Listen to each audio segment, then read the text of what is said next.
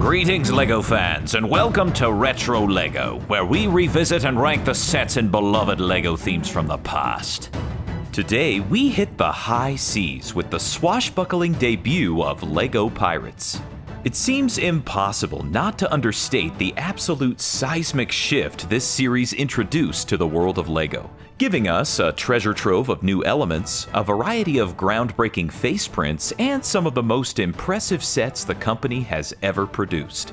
They're not just good for the time, they're still just as breathtaking as ever. I normally cover sets categorized by sub-theme on this channel, but LEGO Pirates is so expansive that it seemed more appropriate to go year by year, beginning in this video with the year that started it all, 1989. These 10 sets are jaw-droppingly innovative, aesthetically excellent, and most of all, tremendously fun. Once again, all the sets for this entire series are generously on loan to me from the epic LEGO collector Slegengr. Be sure to drop him an "Ahoy, matey" in the comments for making this series possible. So, hoist the mainsail, and let's be plundering our way through our first year of LEGO Pirates. Taking the bottom spot is set number 6245, Harbor Sentry.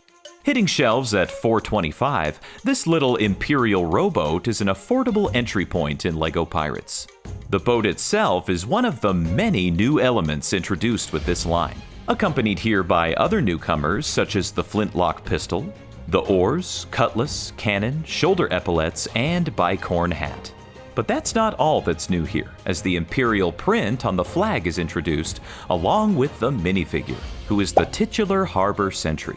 Talk about a quantum leap forward in minifigure design, with the aforementioned new accessories, sharp-looking Imperial uniform print, and an all-new face design launching us into a new era. The classic smiley face might look like it's long gone at first glance, but it's still very much present in the center, enhanced with a red beard, handlebar mustache, and hair.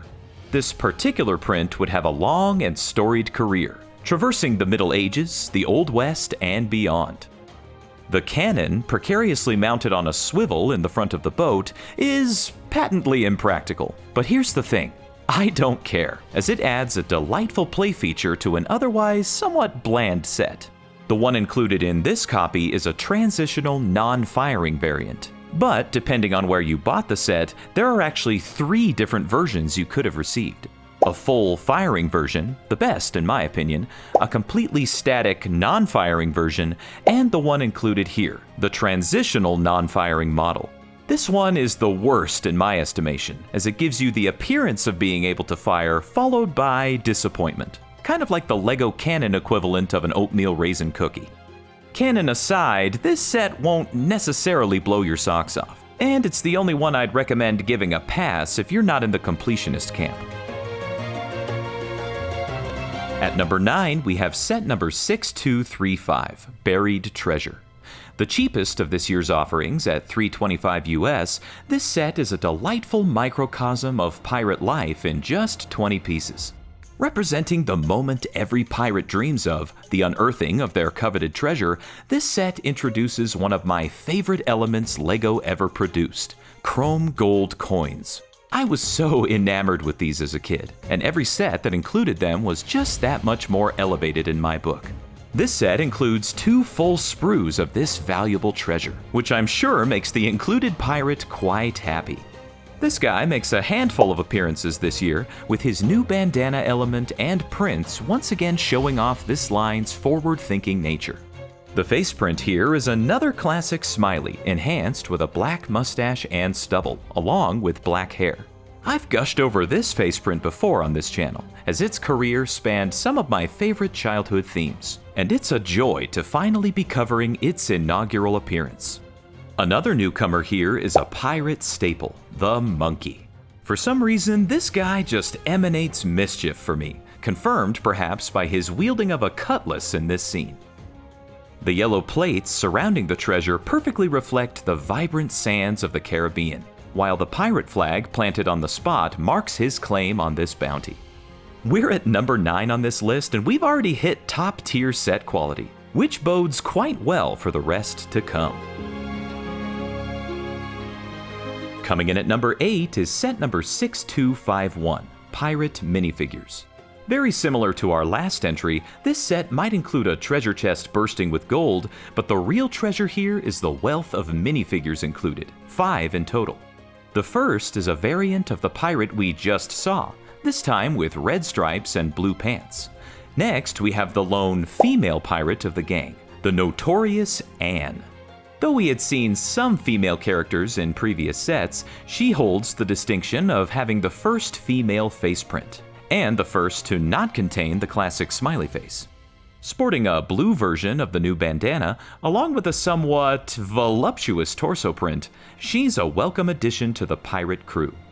The final pirate included here is perhaps my favorite minifigure of all time, the inimitable Captain Redbeard.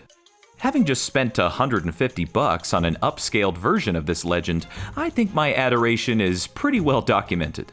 I can't remember what set we got him in, but I fawned over this character as a kid, particularly charmed by his peg leg, hook, brown epaulets, and bicorn hat emblazoned with the dread-inducing skull and crossbones, all of which were brand new elements at the time. These, in combination with his eye patch donning faceprint and elegant captain's jacket, make him an absolute all-timer. On the Imperial side, we have the standard Imperial soldier, with his red epaulets, shako hat, and backpack of supplies, all of which, unsurprisingly, are brand new. He retains the classic smiley face, which I think is a nice touch, blending a bit of the familiar with the new. Finally, we get the Imperial officer, who is identical to the harbor sentry we saw before, but instead wears a tricorn hat, yet again another new element. If you already have a good number of the other sets in this line, this one can be a bit redundant. But otherwise, all of these excellent minifigs, along with the new printed parrot and flintlock musket, make this set a great way to collect some of the best characters and elements this theme has to offer, all in one place. Number 7 goes to set number 6260, Shipwreck Island. This $12 set presents a rather dire situation for its pirate characters, as they're in a life-or-death struggle for survival after their ship went kaput. It looks like they've been there a while though, as a small makeshift structure has been built up on this tiny island, represented by this new and colorfully printed 16x16 baseplate. My favorite new addition here, though, has got to be the palm tree. Jamie from Trick Bricks has sung the praises of these fantastic trees enough for the both of us, but I echo his sentiments, as LEGO has never produced a better or more posable palm tree than this one. Luckily, it's not all bad news for these guys, as their parrot and monkey sidekicks appear to have survived the wreck, and their treasure is safe and sound under this specially fitted enclosure. It looks like they also managed to salvage a cannon from their doomed vessel, but unfortunately this copy is plagued with the transitional non-firing variant, leaving them essentially defenseless. Now they've just got to find a way off this rock, and I wish the guy in the bucket the best of luck with his efforts. The guy in question is this pirate with a whole new look from the others, giving a higher ranking appearance with his overcoat and brown tricorn hat, while also looking fierce and experienced with his eye patch. He's accompanied by another variant of the standard pirate, this time with blue stripes and blue pants. Shipwreck Island is one of those sweet spot sets, balancing size and price very nicely with a healthy dose of storytelling and play potential. Taking the number 6 spot is set number 6265, Saber Island. This small Imperial outpost, originally selling for $15.50 US, is an instantly recognizable example of Spanish colonial architecture so prevalent in the Caribbean. Built up on the same brand new and vibrantly printed baseplate from the previous set, this well-guarded structure borrows the familiar wall panels from LEGO Castle, this time in white. It also throws in a printed panel with exposed brick peeking through, really selling the setting, while a huge Imperial flag keeps passers-by well apprised of the outpost's loyalties. Fortunately, this copy of Saber Island has the full firing variant of the cannon, with its swiveling firepower leaving the outpost well defended against unfriendly ships, while an included rowboat can take on small water-based missions. The set includes 3 minifigures, 2 Imperial soldiers, and 1 officer, all of whom we've met at this point, decked out with various weapons and accessories. Saber Island can serve as both a standalone or an expansion to the larger sets in this theme, which gave anyone the opportunity to build out a pirate world at any budget. Breaking into the top 5 is set number 6257, Castaways Raft. In what could perhaps be seen as a prequel to Shipwreck Island, this cast of 3 pirates is precariously perched on this rough and ready raft, facing the ever-present danger of the unpredictable seas and sharks lurking nearby. Using 4 small barrels as flotation, along with some odds and ends as sails, these guys are in for a turbulent journey. The barrels just happen to add a good dose of playability here, smoothly rolling along a flat surface to simulate their journey through the water. The 3 included pirate minifigs are variants of the scallywags we've seen already, but the debut of the Lego shark is what steals the show. Though this iconic mold eventually got replaced many years later, this is still what comes to mind for me when I think of Lego sharks. If Shipwreck Island is any indication, one of these guys isn't gonna make it past this sneaky predator. That's a little dark there, Lego.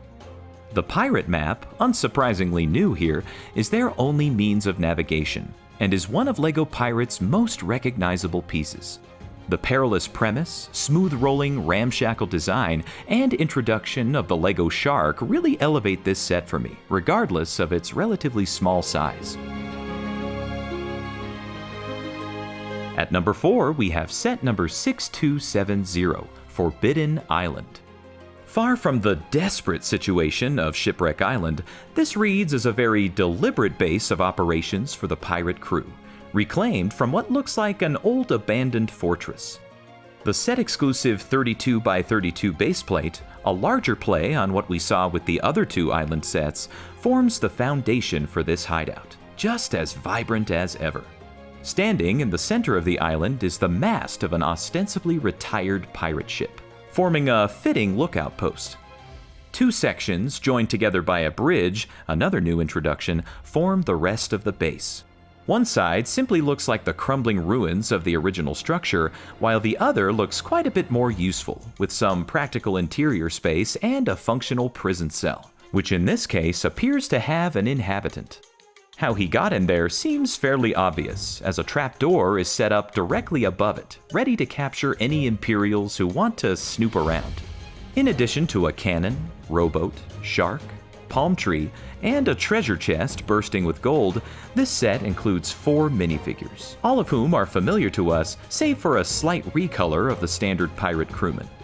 With its wealth of possibilities, Forbidden Island is the perfect setting for some swashbuckling adventure. Coming in at number 3 is set number 6274, the Caribbean Clipper. The very first good guy ship of the whole theme, it's an incredibly impressive seafaring debut for the Imperials. The most visually striking element is a bit of a departure for LEGO at the time, the gigantic blue and white striped cloth sails. Though brick-built sails would eventually show up in later sets, I think the cloth versions have a much more authentic look. These, along with the giant hull pieces and mast elements, were the key to making these realistic-looking ships work. The deck is surprisingly spacious, equipped with 2 cannons and 4 gun ports primed for defense. A movable rudder in the back and a working anchor add yet another layer of realism and playability to this vessel, and the ship's wheel is yet another fantastic new element. The 4 minifigures included here are all new to us, including 3 Imperial sailors, who are essentially soldiers with tricorn hats. But the real star of the show is Governor Broadside, the leader of this iteration of the Imperials. He gets an upgrade in just about every way from the other guys, with a specially printed bicorn hat with a luxurious yellow feather plume, a fancier jacket, and a character-exclusive face print with some classy sideburns. My only real criticisms of the Caribbean Clipper are the lack of an enclosed captain's quarters and a slightly front-heavy nature to the sails. It may not be the biggest or baddest of the theme's first year, but it's no snooze, providing a great-looking ship at literally half the price of its larger counterpart. The runner-up is set number 6276, Dorado Fortress. Being one of the most beloved sets in LEGO history, it almost needs no introduction. But this Spanish colonial island fortress is a masterpiece. With LEGO's very first raised base plate as its foundation, this set is absolutely full of delights. The various prints on the yellow and white stone walls are just a chef's kiss, perfectly spaced and adding just the right amount of detail. Mounted guns and cannons all over the fortress are ready for any attack, while a working crane is here for all the heavy lifting. A prison cell tucked into the heart of the base serves as accommodation for any captured pirates, while a large pit underneath the floor grate can either be used for storage or further accommodations. The interior spaces here are a bit scant but serviceable, and there are plenty of lookout spots for soldiers and officers. If all of that wasn't enough, 2 rowboats are also included, one for the Imperials and one for some sneaky pirates who may just be trying to find a weakness in the Imperial defenses. The scope of this set is further enhanced by 8 minifigures, all familiar faces, with Governor Broadside's plume being changed to red for this iteration, suggesting he might have been a bit of a dandy. The Dorado Fortress is a vibrant, beautiful masterclass in design, and the widespread fondness for this set is evidenced in the re-release from just a few years ago. It's essential LEGO Pirates fare, and I think would easily be number 1 in any other year of the theme. Before we reveal the fairly obvious top spot, I'd like to give an honorable mention to number 6255, the Pirates comic. Though not really a set per se, it did come with 2 exclusive minifigures. A pirate crewman with a classic smiley face, and a first mate with gray legs and a brown hat. The comic itself is pretty interesting, as the artwork doesn't depict LEGO characters at all, but it tells the story of the sets in an entertaining enough way. It may not quite meet the criteria to be on this list proper, but nevertheless, it's a pretty cool little bit of LEGO Pirates history.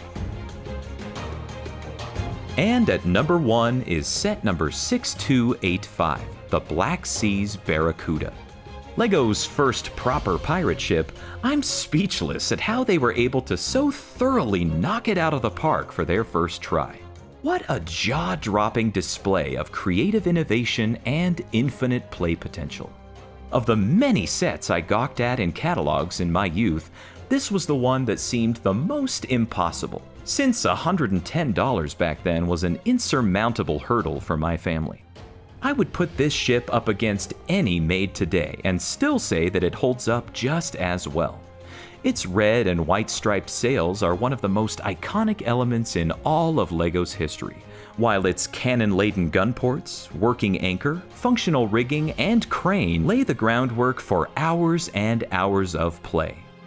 The captain's quarters are also enclosed and easily accessible here, either from the back or the top, just elevating this ship all the more.